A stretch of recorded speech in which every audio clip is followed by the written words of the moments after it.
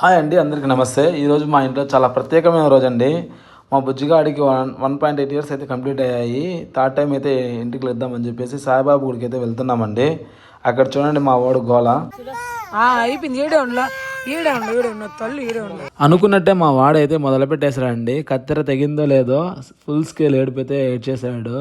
ఎంత బుజ్జిగించినా ఎంత బతిమాలినా అయితే ఆగట్లేదు. చూస్తున్నారు కదా ఎంతగా ఏడుస్తున్నాడో.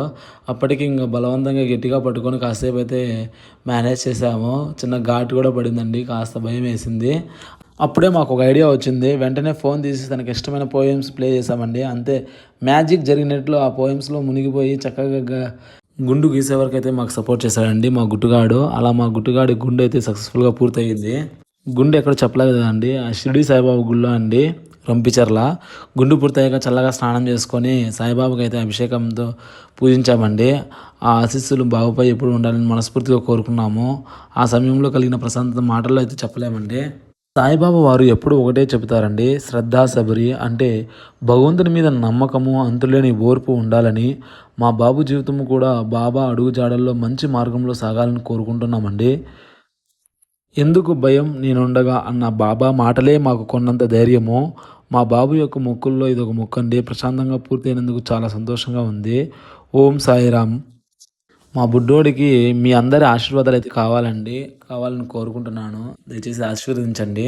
బాబా అంటే మనకు గుర్తొచ్చేది ముఖ్యంగా సబ్కా మాలిక్ కేక్ అంటే బాబా కులమతాలకు అతీతంగా అందరినీ ప్రేమించమని చెప్పారండి. మనుషులందరూ సమానమే, దైవం ఒక్కడే అనే సూత్రాన్ని ఆయన తన జీవితాంతం ఆచరించి చూపారు. ఇది మనకు బాబా ఇచ్చిన గొప్ప సందేశము.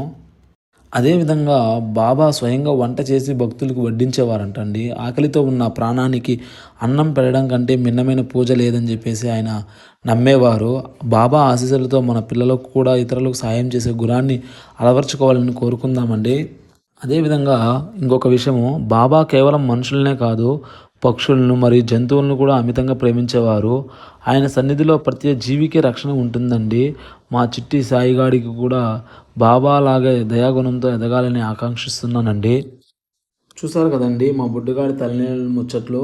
తను ఏడుస్తున్నప్పుడు మేము పడ్డ కష్టాలు. బాబా ఆశీస్సులు మీకు నచ్చాయని అనుకుంటున్నాను. ఈ వీడియో మీకు నచ్చితే లైక్ చేయండి, షేర్ చేయండి, సబ్స్క్రైబ్ చేసుకోండి. మీ ఇంట్లో కూడా ఇలాంటి అల్లరి చిచ్చరబుడులు ఉంటే వాళ్ళ పేర్లు కామెంట్ సెక్షన్లో అయితే మెన్షన్ చేయండి.